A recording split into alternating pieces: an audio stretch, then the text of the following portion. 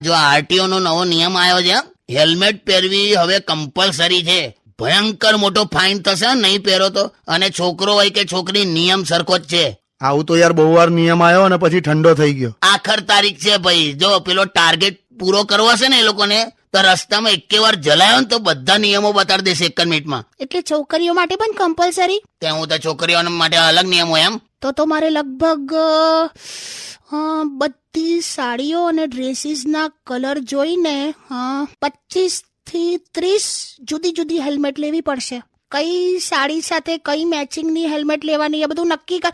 આજે જ બધી લઈ આવજો ને. એના કરતા 2 વ્હીલર જ વેચી કાઢું ને, એ સસ્તું પડશે મને. અરે શું વાંધો છે, 20-25 હેલ્મેટ લેવાય. છોકરીઓને એવું જોઈએ, મેચિંગનું બધું જોઈએ. ડ્રેસ તો ઠીક, પણ મોજા હોય ને, મોજા એ પણ ડ્રેસના મેચિંગના પહેરીએ અમે બધા.